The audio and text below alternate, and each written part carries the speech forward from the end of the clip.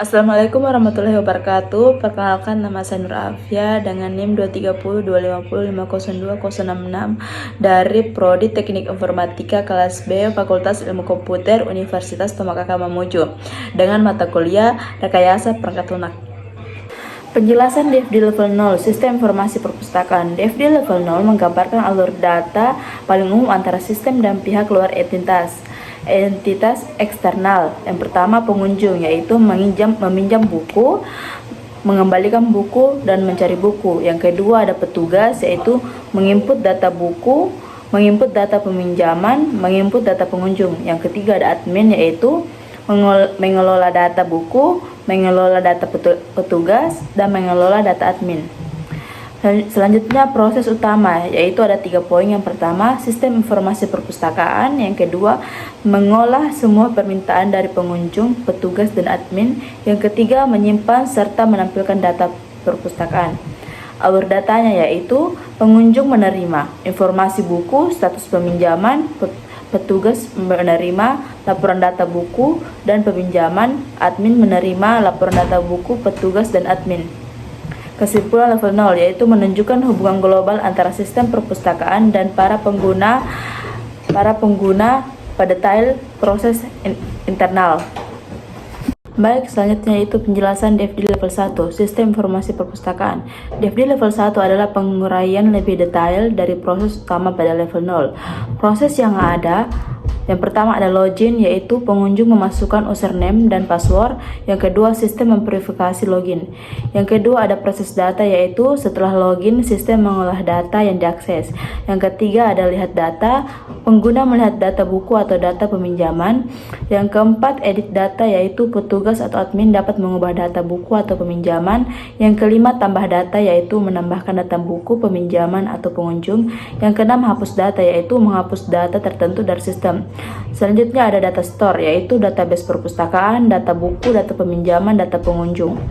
Selanjutnya ada alur utama, yaitu pengunjung, login, melihat data, ada petugas, login, tambah edit, hapus data, terus admin, lalu mengakses laporan dan tampilan utama sistem.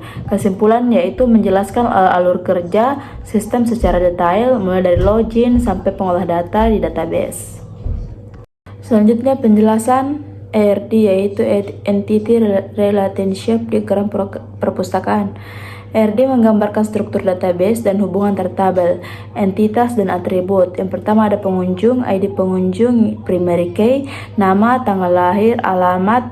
Yang kedua ada buku, ID buku, primary key, judul, penulis, penerbit. Yang ketiga ada peminjaman, ID peminjaman, primary key, ID buku, foreign key, ID pengunjung, foreign key, tanggal pinjam, status.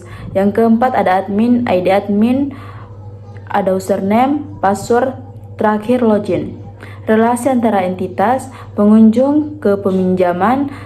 Satu pengunjung dapat melakukan banyak peminjaman.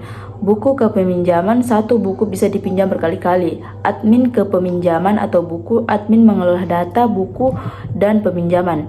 Kesimpulan, ERD menunjukkan desain database yang terstruktur sehingga data saling terhubung dan tidak redundan. Yang terakhir ada from login admin. Fungsinya yaitu digunakan untuk masuk ke sistem sebagai admin, komponen, username, password, tombol login. Tujuannya yaitu menjaga keamanan sistem agar hanya admin yang berwenang yang bisa mengolah data.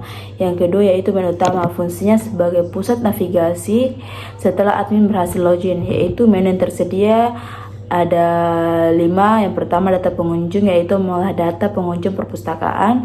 Yang kedua data buku, yaitu mengolah data buku. Yang ketiga data admin, yaitu mengolah akun admin. Yang keempat peminjaman buku, yaitu proses peminjaman buku. Yang kelima ada logout, yaitu keluar dari sistem. Tujuannya yaitu memudahkan admin berpindah ke fitur yang dibutuhkan. Yang ketiga ada from data pengunjung, fungsinya yaitu mengolah data pengunjung perpustakaan. Input data, ID pengunjung, tanggal lahir, alamat. Tombol aksi yaitu simpan, ubah, hapus, reset.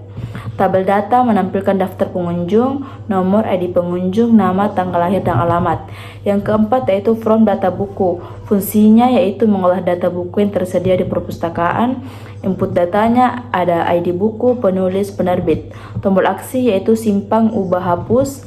Tabel data buku yaitu nomor, ID buku, judul, terakhir login.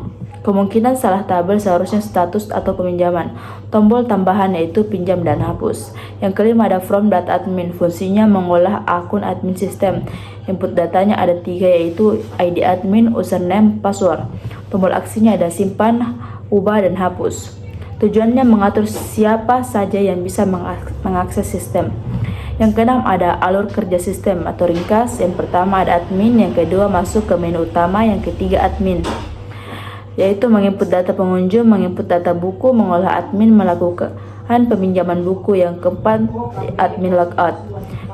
Kesimpulannya yaitu sistem ini dirancang untuk mengolah data pengunjung, buku, dan admin, mempermudah proses peminjaman buku, menjaga keamanan data dengan login admin, tampilan sederhana dan mudah dipahami.